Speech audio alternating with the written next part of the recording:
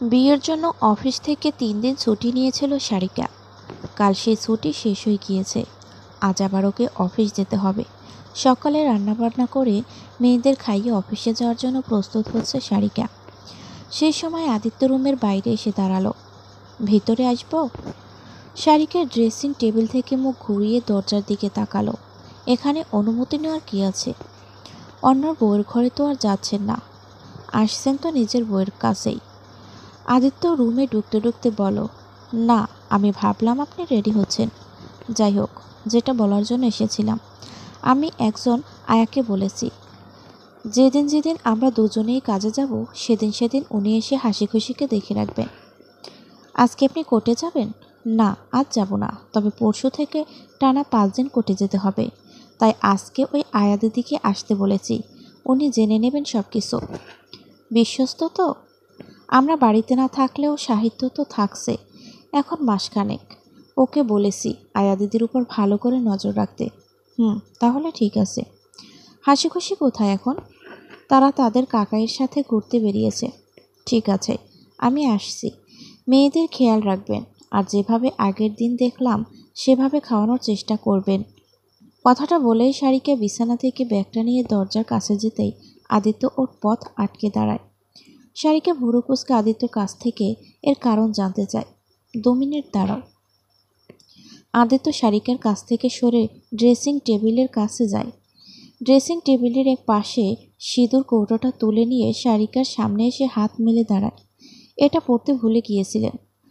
চকিতে নিজের সিঁথিতে হাত দিয়ে জিভ কাটে, নিজের মস্ত বড় ভুলের কথা ভেবে। পরে নিন। সারিকা মুচকি হাসে। পরিয়ে দিন। আদিত্য হেসে সিঁদুরের ঢাকনা খুলে 1 চিমটি সিঁদুর তুলে সারিকার সিঁথি আবার রাঙিয়ে দেয়।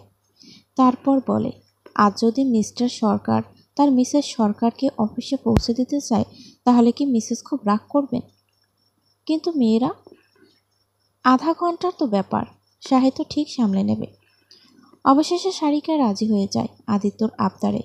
সারিকা সেটা আদিত্যকে বলার সঙ্গে সঙ্গেই ও তাড়াহুড়ো করে রেডি হয়ে বাইকের চাবি নিয়ে রুম থেকে বেরোয়। সারিকাকে নামিয়ে বাইক নিয়ে অফিসের বাইরে ততক্ষণ অপেক্ষা করে আদিত্য, যতক্ষণ না সারিকা চোখের আড়াল হয়। সারিকা যখন একেবারে এক দৃষ্টির বাইরে চলে যায় তখন আদিত্য নিজের বাইক স্টার্ট দেয়। আদি, একটা পরিচিত মহিলা কণ্ঠ শুনে বাইকটা থামায়। পিছনে ঘুরতে একটা চেনা মুখ দেখতে পায়। একটা ফর্সা, লম্বা, সুশীল বিবাহিত রমণী একটা বাচ্চা ছেলের হাত ধরে তার দিকেই এগিয়ে আসছে। মহিলাটাকে চেনে আদিত্য, ওর ছোটবেলার বান্ধবী। বয়সে ওর থেকে 1-2 বছরের ছোট হলেও একই ক্লাসে পড়তো ওরা। আদিত্য বাইক থেকে নেমে বাইকটা স্ট্যান্ড করে দাঁড়ায়। মৌসুমি, তুই এখানে? মৌসুমি আদিত্যকে আপাদমস্তক পর্যবেক্ষণ করলো, তারপর বলো, এটা আমার বরের অফিস, কিন্তু তুই এখানে কেন? আমার স্ত্রী এখানকার কর্মচারী, ওকেই দিতে এসেছিলাম। বিয়ে করেছিস তুই? কিন্তু তুই যার জন্য আমাকে রিজেক্ট করেছিলি শুনেছিলাম তো তার অন্য কোথাও বিয়ে হয়ে গেছে। সেই অন্য কাউকে বিয়ে করলি, তবু আমাকে সেদিন ফিরিয়ে দিয়েছিলিস। যাই হোক, ভালোই হয়েছে তুই ফিরিয়ে দিয়েছিলিস। তাই জন্যই তো আজ এত সুখ স্বাচ্ছন্দ্য পাচ্ছি, না হলে সারা জীবন খুন্তি নেড়েই জীবন চলে যেত। আদিত্য মৌসুমীর কথার ধাঁচটা ভালোই বুঝতে পেরেছে। ক্লাস 9 থেকে মৌসুমী ওকে পছন্দ করে, কিন্তু আদিত্য সেটা জেনেছিল অনেক পরে, যখন তার মনে শুধুই তার প্রেয়সীর বাস। তাই যথারীতি প্রত্যাখ্যান করেছিল মৌসুমীকে। তারপর আর কোনোদিন মৌসুমীর খবর নেয়নি। আজ 14 বছর পর দেখা দুজনের। আদিত্য মৌসুমীর কথার প্রত্যুত্তরে শুধু হাসল, কিন্তু চুপ থাকলো না। কি করছিস আজকাল, নাকি হাউসওয়াইফ? মৌসুমী হো হো করে হেসে অহংকারের ভঙ্গিতে বলো, বেকার বেকার কাজ করব কেন বল, যেখানে আমি সারাদিন শুয়ে বসে থাকি। আমাদের তো আর টাকার অভাব নেই। আদিত্য হাসল। তাহলে এতদূর পড়াশোনা করলি কেন? বরের টাকায় যখন বিলাসিতা করবি। ভেবেছিলি তাহলে ওকালতি পড়তে গেলি কেন? এমন অপমানজনক কথা শুনে মৌসুমীর মুখের হাসি মিলিয়ে গেল। চোখ মুখ কঠিন করে বলো, তুই আমাকে অপমান করছিস আদি? ভুলে যাস না তোর বউ আমার বরের আন্ডারে কাজ করে। আমি চাইলে এক্ষুনি ঘাড় ধাক্কা দিয়ে বের করে দিতে পারি। আমি তোকে অপমান করছি না, শুধু ফ্যাক্টটা বোঝাচ্ছি। আর আমি জানি তুই চাইলেও অনেক কিছু পারিস, কিন্তু সারিকা এই কাজটা ওর নিজের যোগ্যতায় পেয়েছে, তাই ওকে বের করা এতটা সহজ হবে না। মৌসুমী হঠাৎই আদিত্যর চোখ যায় মৌসুমীর ঠিক পিছনে দাঁড়িয়ে থাকা সারিকার দিকে। আদিত্যর দৃষ্টি অনুসরণ করে মৌসুমীও তাকায় সারিকার দিকে। তারপর আদিত্যকে প্রশ্ন করে, এই মেয়েটাই তোর স্ত্রী? আদিত্য সারিকার কাছে গিয়ে ওকে নিয়ে আসে মৌসুমীর কাছে। Yes Mousumi, meet my wife Mrs Abhisarika Sarkar. Mousumi সারিকাকে অপদমস্তক লক্ষ্য করে। আমি তোমার স্বামীর বান্ধবী। মৌসুমীর কথার মাঝে আদিত্য বলে ওঠে, সারিকা, উনি তোমার বসের স্ত্রী, মৌসুমী সেন। আদিত্য যে তাকে নিজের বন্ধু বলে পরিচয় দিল না, সেটা দেখে বড় অবাক হয় মৌসুমী, কিন্তু কিছুই বলে না। সারিকা দুহাত জোর করে নমস্কার করে। তখন মৌসুমী বলে, এটা ওল্ড ফ্যাশন। সারিকা মৃদু হাসল। আমাদের শিক্ষা সংস্কার কখনো ওল্ড হয় না ম্যাডাম, শুধু নিজের শ্রদ্ধা প্রকাশ করার ধরনটা পাল্টে যায়। মৌসুমের কিছুই বলল না। ড্রাইভার গাড়ি নিয়ে চলে আসতেই দুজনকে বিদায় জানিয়ে ছেলেকে নিয়ে গাড়িতে উঠে বসলো এবং গাড়িতে করে চলে গেল। গাড়িটা সারিকা আর আদিত্যর চোখের আড়াল হলে আদিত্য এবার সারিকার পাশে এসে দাঁড়ায়। এখন বাইরে এলে যে? সারিকা নিজের হাত উঁচু করে মেলে ধরে। আপনার চশমাটা আমার কাছে রয়ে গিয়েছিল, এটা ছাড়া আপনার অসুবিধা হতে পারে। আদিত্য নিজের জিভ কেটে সারিকার হাত থেকে চশমার বক্সটা নিল। বাইক চালানোর সময় হেলমেটের উপস্থিতিতে এই চশমাটা নিয়ে বড্ড অসুবিধা হচ্ছিল, তাই সেই সময় খুলে সারিকাকে ধরতে দিয়েছিল, কিন্তু ফেরার সময় বেমালুম ভুলে গিয়েছিল। Thank you. এত ভুল মন হলে চলবে মিস্টার সরকার? এখনও নাম ধরে ডাকবেন না? আগে আপনি ঠিক করুন। আপনি বলবেন না তুমি, তারপর আমি না হয় ঠিক করব আপনাকে কি বলে ডাকবো। আদিত্য সশব্দে হাসলো। ঠিক আছে, সাবধানে থেকো, ছুটি হলে ফোন করবে, আমি চলে আসব। মৌসুমী ম্যাডামের সাথে আপনি কি নিয়ে কথা বলছিলেন? আদিত্য মৌসুমীকে নিজের বন্ধুর পর্যায়ে ধরেইনি কোনোদিন। মেয়েটা স্কুল লাইফে বড্ড পিছু পিছু ঘুরত আর খুব অহংকারী ছিল, যেটা আদিত্য এবং ক্লাসের বাকি ছেলে মেয়েদেরও ভালো লাগতো না। ওকে শোনা বাদ দিন তো। বিয়ের দুদিন পর থেকেই সত্য গোপন করছেন আদিত্য, তাহলে বাকিটা জীবন যে প্রশ্নচিহ্নর মুখে দাঁড় করিয়ে দিচ্ছেন আপনি। আদিত্য চমকে উঠল সারিকার কথা শুনে। সারিকার চোখের কোথাও যেন ও অবিশ্বাসের ছায়া দেখতে পাচ্ছে। আমাকে অবিশ্বাস করো না সারিকা, আমি তোমার কাছ থেকে সত্য গোপন করছি এমন নয়। মৌসুমী আমার ক্লাসমেট ছিল, কিন্তু মেয়েটা খুব অহংকারী টাইপের হওয়ায় ওর সাথে আমাদের বনতো না, তাই তোমার কাছে ওকে নিজের বন্ধু বলে পরিচয় দিইনি। অবিশ্বাস করছেন আদিত্য, কিন্তু দুর্ভাগ্যবশত আমি আপনাদের সব কথাই শুনে ফেলেছি। উনি আপনাকে ভালোবাসতেন। আদিত্যটা দীর্ঘশ্বাস ফেলল। তাহলে এটাও নিশ্চয়ই শুনেছ আমি ওকে প্রত্যাখ্যান করেছিলাম এক সময়। সেটাও আমার জন্যই। ওনাকে কেন বললেন না আপনি যার জন্য ওনাকে প্রত্যাখ্যান করেছেন তাকে আপনি বিয়ে করেছেন? সারিকার প্রশ্নে ঘাবড়ে গেল আদিত্য। আমি ওর সাথে কথা বাড়াতে চাইছিলাম না। সারিকাকে চুপ থাকতে দেখে আদিত্য সারিকার ডান হাত নিজের হাতের মুঠোয় রাখল। আমাকে ভুল বুঝো না সারিকা, তোমার চোখে ঘৃণা নিয়ে আমি বাঁচতে পারবো না। সারিকা মৃদু হেসে নিজের বাম হাতটা রাখলো আদিত্যর দুই হাতের উপর। আমি আপনাকে ঘৃণা করি না আদিত্য, আমি আপনাকে সম্মান করি, শ্রদ্ধা করি, আর আমি আপনাকে ভুল বুঝছি না। আপনি ভাবলেন কি করে একটা বাইরের মেয়ের জন্য আমি আমাদের সম্পর্কে ফাটল ধরাবো? আমি আপনাকে বিশ্বাস করি যে আমার জন্য 15 বছর অপেক্ষা করেছে, তবুও নিজেকে অন্য কোনো মেয়ের সান্নিধ্য নিয়ে যায়নি। তাকে আমি কিভাবে অবিশ্বাস করি বলুন তো? আদিত্য করুণ চোখে তাকায় সারিকার দিকে। তাহলে তুমি বললে যে আমাদের সম্পর্কটা প্রশ্নচিহ্নর মুখে দাঁড়িয়ে। আপনি না হাসি খুশির থেকেও বাচ্চা। কথাটা বলার সময় আপনি আমার মুখের অভিব্যক্তি খেয়াল করেননি? আদিত্য ভ্যাবাচাকা খেয়ে গেল। মনে পড়ল কথাটা বলার পরে সারিকা মুচকি হেসেছিল। সেটা ভেবেই হাঁপ ছাড়ল। ওহ, আপনি তো আমায় ভয় পাইয়ে দিয়েছিলেন। আবার আপনি? দুজনেই সশব্দে হেসে উঠল। সরি, তুমি। ঠিক আছে, এবার আপনি বাড়ি যান, মেয়েরা তাদের বাবার জন্য ওয়েট করছে। ঠিক আছে, তুমিও ভিতরে চলে যাও। সারিকা আদিত্যকে বিদায় জানিয়ে চলে গেল অফিসের ভিতর। আদিত্য বাইক স্টার্ট করে রওনা দিল বাড়ির উদ্দেশ্যে। আদিত্য বাড়ি ফিরে দেখে সাহিত্য হাসি খুশিকে স্নান করিয়ে জামা পরিয়ে একেবারে সাজিয়ে গুছিয়ে নিয়ে দুজনের সাথে খেলায় মত্ত।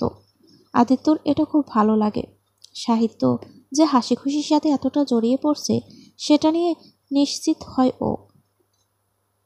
রুমে ঢুকে বাইকের চাবি ড্রেসিং টেবিলে রাখতেই হাসি নিজের 2 হাত বাড়িয়ে দেয় আদিত্যর উদ্দেশ্যে। বাবা। এই প্রথমেই ডাকটা শুনল আদিত্য।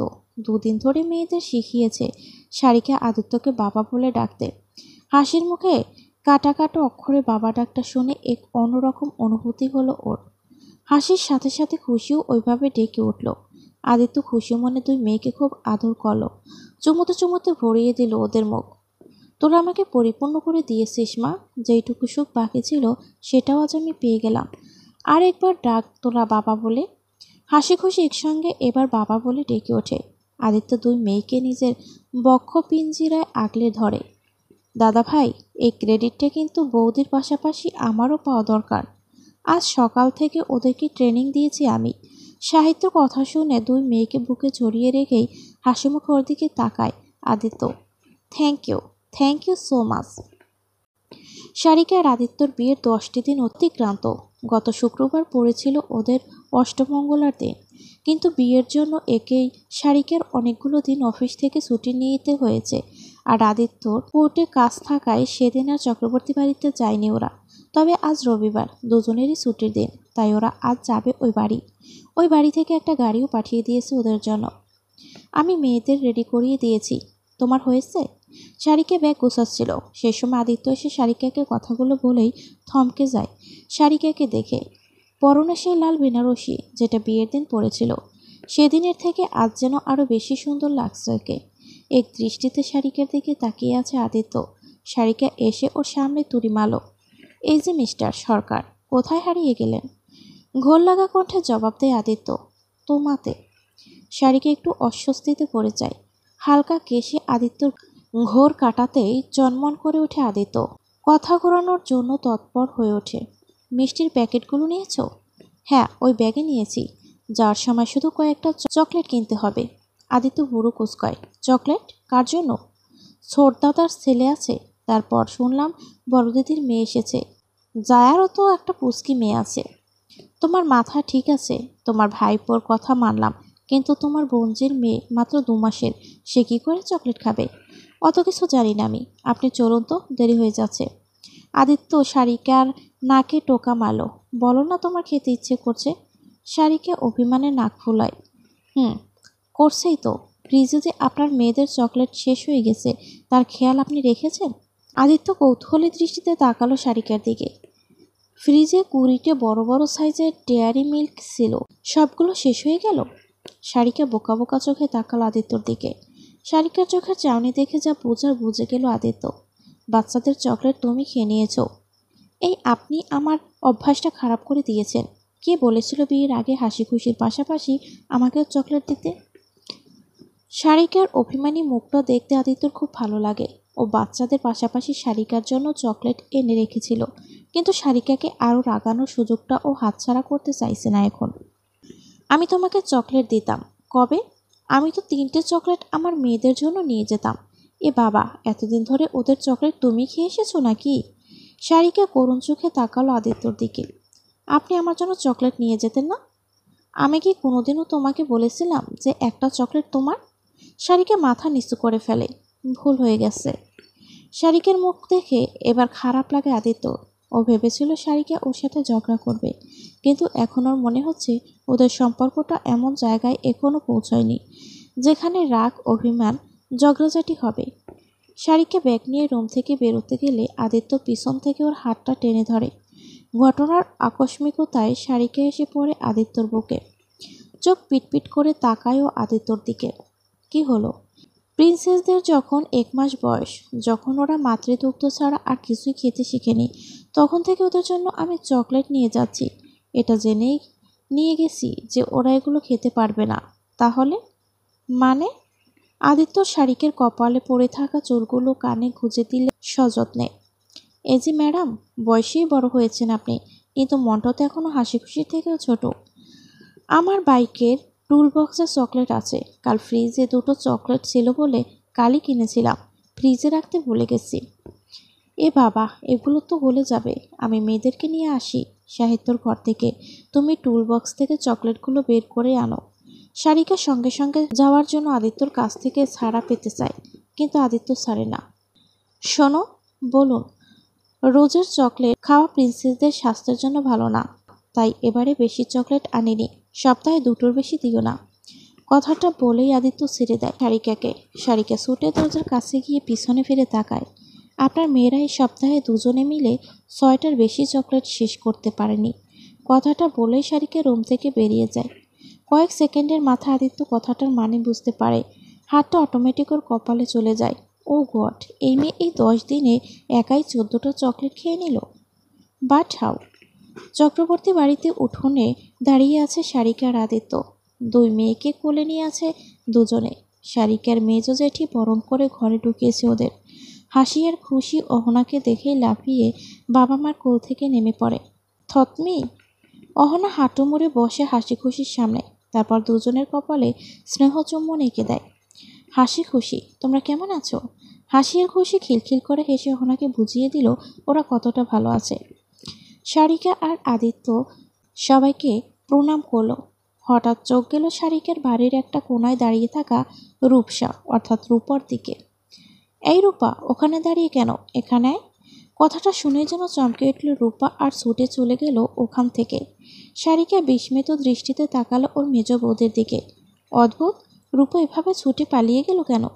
এক্ষুনি পুরোহিত ঠাকুর চলে আসবেন সারা, তোমরা বিয়ের জোরটা পরে আসো।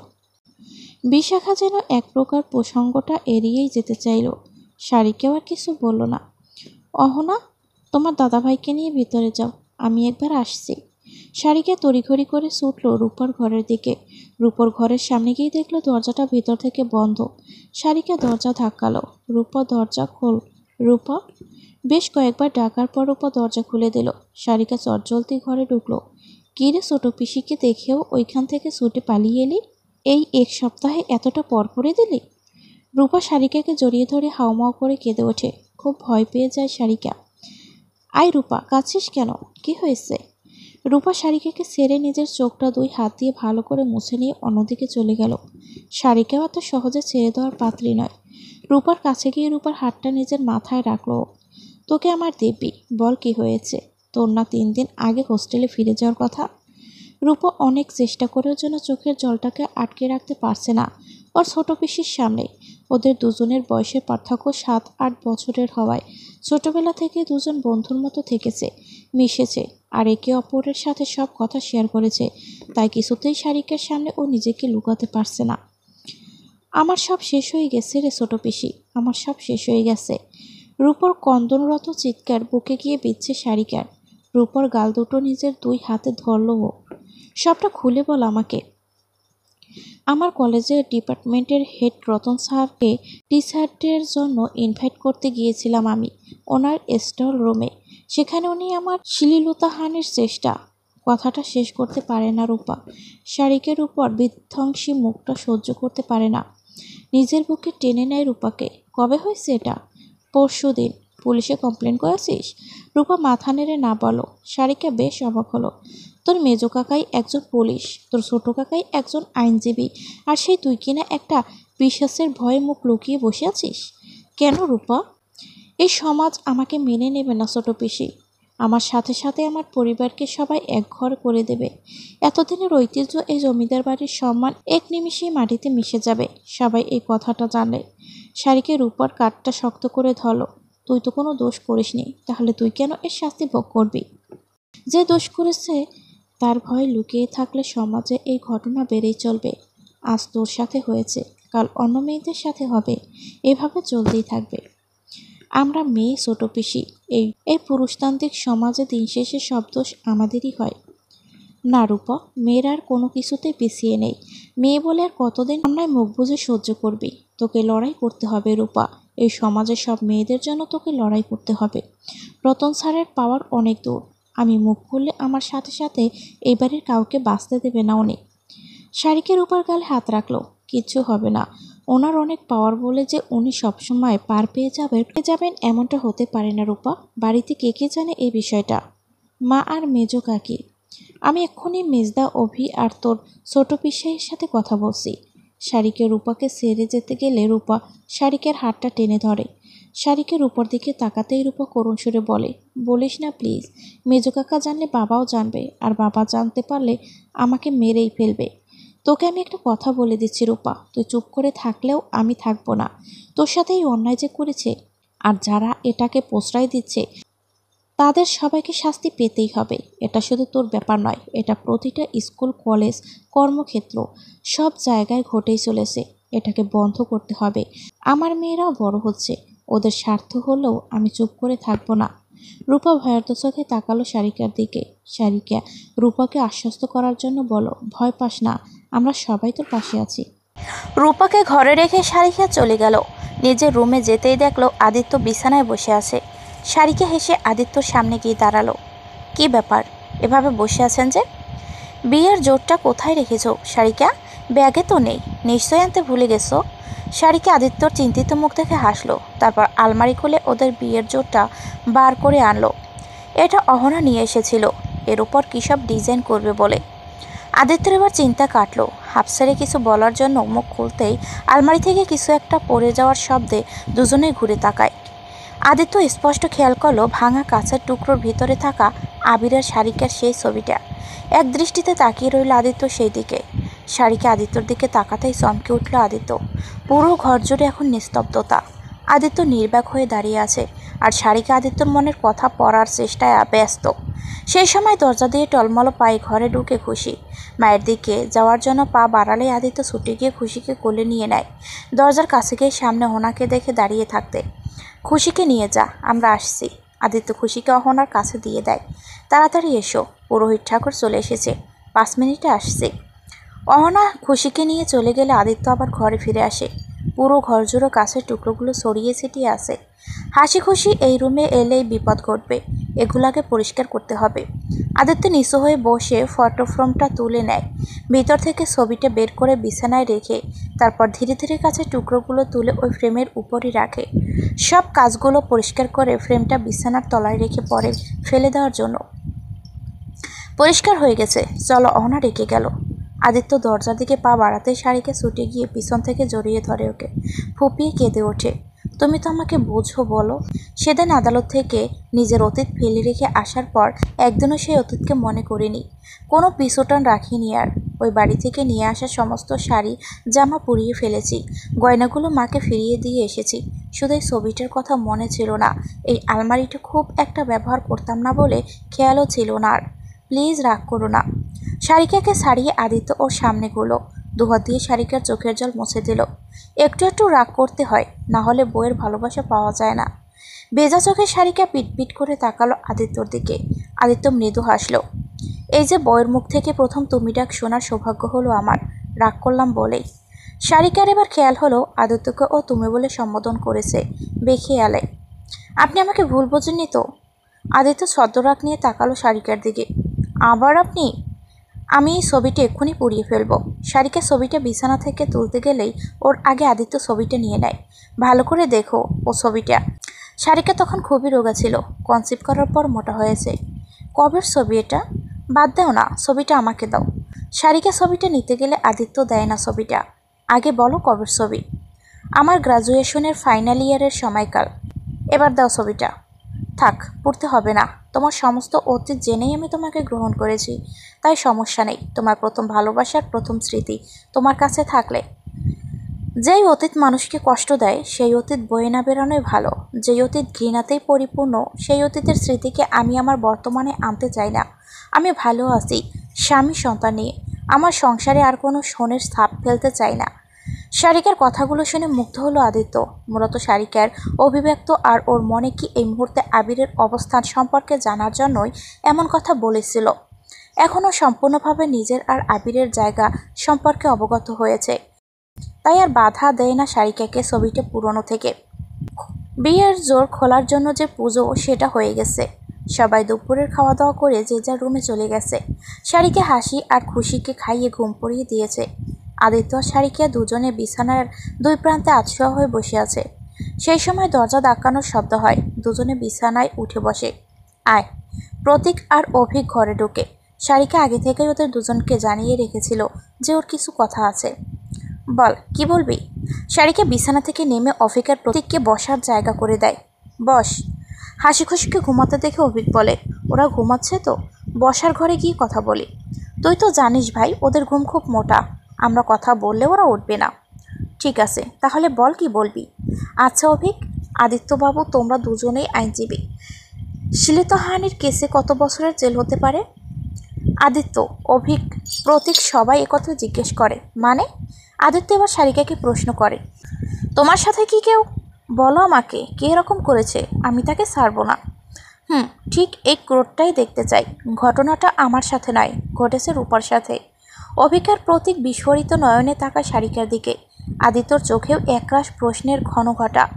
অভিকের চোখ থেকে লাভা ঠিকরে বেরোচ্ছে। রূপা আমার ভাইজির সাথে কি এরকম করেছে বল সর্দি? তুই শুধু নামটা বল, তাকে কি করে যাবজ্জীবন দিতে হয় সে ব্যবস্থা আমি করে নিব। ও ডিপার্টমেন্টের হেড প্রফেসর রতন সান্যাল। মেজদা, তুই পুলিশে আসিস, তুই কালই নিজের ফোর্স নিয়ে ওই রতন সান্যালকে অ্যারেস্ট করতে যাবি। প্রতীক এতক্ষণ পুরো বিষয়টা শুনেও চুপ ছিল, এবার মুখ খুলল। রূপা থানায় গিয়ে এফআইআর না করলে আমি কিছুই করতে পারবো না। কবে হয়েছে এটা? পরশুদিন। মানে কি পরশুদিন হয়েছে এটা আর আমরা আজ জানতে পারছি? ও কোনো কিছু বলেনি কাউকে? ও খুব ভয় পেয়ে আছে মেজদা, বড় বৌদি আর মেজ বৌদি ছাড়া কাউকে বলেনি। আজ আমি জোর করাতে তবে বলল। আদিত্য, শাড়িকে কিছু বলার আগেই আদিত্য বুঝে গেল শাড়িকে কি বলতে চায়। আমিই লড়বো এই কেসটা, আর অভি তো আছেই। আমরা দুজনে মিলে সব প্রমাণ জোগাড় করব। রূপাকে আমি চিনি, অহনার সূত্রে। ও আমাকে দাদা বলে ডাকে। আমি তোমাকে কথা দিচ্ছি, আমার বোনকে আমি সুবিচার দিয়েই ছাড়ব। সংশোধনাগারের ওয়েটিং রুমে বসে আছে মিসেস গায়ত্রী চ্যাটার্জি। আজ প্রায় 1 বছর 8 মাস পর ছেলেকে দেখতে এসেছেন তিনি। কিছুক্ষণের মধ্যেই হাতে শিকল বাঁধা জেলের সাদা কালো জামা পরা আবির আসে ওনার কাছে। মুখ ভর্তি গোঁফ দাড়ি, রুক্ষ সূক্ষ্ম ছেলেটাকে দেখে মনের ভিতর হু হু করে ওঠে গায়ত্রী দেবীর। মুখে শাড়ির আঁচল চাপা দিয়ে কেঁদে ফেলেন উনি। কেন এখানে এসেছো মা? আজ তো তোমার মেয়ের জন্যই আমার এই অবস্থা। মজা দেখতে এসেছো? আমার মেয়ে মানে? অন্তরা তোর বোন আবির। আবির একটা দীর্ঘ শ্বাস ফেলল। বোন? একটা পরের মেয়ের জন্য যে তার নিজের মায়ের পেটের দাদার বিরুদ্ধে যেতে পারে, সে কেমন বোন মা? কাকে তুই পরের মেয়ে বলছিস আবির, যে শেষ দিন পর্যন্ত আমাদের সংসারের জন্য প্রাণপণ করেছে? অন্য একটা মেয়ের ফাঁদে পড়ে নিজের জীবনটা শেষ করে দিলি তুই। না হলে আজ তুইও স্ত্রী সন্তানদের নিয়ে সুখে সংসার করতে পারতিস। আবির বুড়ো কুচকালো। সন্তানদের? বৌমার 2টো যমজ মেয়ে হয়েছে, আজ তারা বড়ও হয়ে গেছে। তবে আনন্দের জিনিস কি জানিস? হাসি খুশি তোর স্বভাব রূপ কোনোটাই পায়নি। তারা হয়েছে তাদের মায়ের মতন। আবিরের চোখে এবার ক্রোধের বদলে হয়তো আবেগের সৃষ্টি হলো। হাসি খুশি? ওরা আমার মেয়ে মা, আমার 2টো মেয়ে হয়েছে। গায়ত্রী দেবী তাচ্ছিল্য সুরে হাসলেন। তোর নয়, ওরা শুধুই বৌমার মেয়ে। ওরা তোকে চেনেও না, ওরা ওদের বাবাকে পেয়ে গেছে। আবির বিস্মিত নয়নে গায়ত্রী দেবীকে শুধালো। শাড়িকে বিয়ে করেছে? অবাক হচ্ছিস কেন আবির? তুইও তো বিয়ে করেছিস, শুধু পার্থক্য বৌমা বৈধ বিয়ে করেছে আর তুই অবৈধ। আবিরের বুক চিরে একটা দীর্ঘশ্বাস বেরিয়ে এলো। শাড়িকা কাকে বিয়ে করেছে মা? এইসব তো তোর জেনে কাজ নেই। তুই ওকে যে দুঃখের সাগরে তলিয়ে দিয়েছিলি, সেখান থেকে সেই দেবদূতই ওকে উদ্ধার করেছে। বৌমার জীবনে আলোর বাহক করে ভগবান সেই দেবদূতকে পাঠিয়েছে। মা, তোমার কাছে একটা অনুরোধ করব, রাখবে? তোর কোনো অনুরোধ রাখতে আমি এখানে আসিনি আবির। আমি শুধু তোর কাছ থেকে জানতে এসেছি বৌমার ক্ষতিপূরণের আরও যে 50,000 টাকা বাকি আছে, ওইটা কবে দিবি? আবির হো হো করে হেসে উঠল। খুব তো দেবদূত, আলোর বাহক, কত কি বলে। কেন, সেই দেবদূত কি শাড়িকে আর ওর মেয়েদের খরচ চালাতে পারছে না? সেই আমার টাকার উপর নির্ভর করতে হচ্ছে ওদের। এতদিন এখানে থেকেও তুই একটু শুধরাসনি আবির। বৌমা তোর টাকা ছুঁয়েও দেখেনি। ওইসব টাকা যাচ্ছে একটা অনাথ আশ্রমে। আমার কাছে আর টাকা নেই, যা সঞ্চয় ছিল সবই তো দিয়ে দিয়েছি। ঠিক আছে, আমি আসছি। আর আশা করব এখান থেকে যখন বেরোবি তখন অন্য মানুষ হয়ে বেরোবি। শারিকের ঘর থেকে সবাই চলে গেছে, এখন শুধু আদিত্য আর ও আছে। শারিকের মুখে চিন্তার ছাপ দেখে আদিত্য শারিকের হাত দুটো শক্ত করে ধরল। আমরা আছি তো, এত চিন্তা করছো কেন? অপরাধের ঠিক শাস্তি হবে, দেখে নিও। আইনের থেকে কোনো অপরাধী পালিয়ে যেতে পারবে না। রূপা খুব ভেঙে পড়েছে। জানো, ও ছোট থেকে খুব সাহসী, কিন্তু এই বিষয়টাও কেমন যেন ওর সব সাহস হারিয়ে ফেলেছে। নিজেকে গুটিয়ে গুটিয়ে রাখছে, প্রতিবাদ মনটাও হারিয়ে ফেলেছে। না সারিকা, ও প্রতিবাদী মন হারিয়ে ফেলেনি, শুধু নিজের সাথে যে ঘটনাটা ঘটেছে সেটা মানতে পারছে না। ওর প্রতিবাদের ভাষাগুলো কোনো শব্দ গঠন করতে পারছে না। মেজদা তো বলো কালই যাবে রূপার কলেজে। ওই রতন শ্যানালকে একদম ছাড়বে না। আমি কাল যেতে পারবো না। তুমি আর অভি যাবে তো? যাব। তুমি এখন একটু ঘুমাতো, বিকেল হতে এখনো দেরি আছে। মেয়েরা ঘুমাচ্ছে, এই সময় ঘুমিয়ে নাও, না হলে তোমার শরীর খারাপ করবে। এই লড়াইটা লড়তে হলে তোমাকে সুস্থ থেকে রূপাকে সাহস যোগাতে হবে। আমি মাথায় হাত বুলিয়ে দিচ্ছি, ঘুমিয়ে পড়ো। শারিকা মেয়েদের ভালো করে বালিশ দিয়ে ঘিরে আদিত্যর পাশে এসে শুয়ে পড়ল।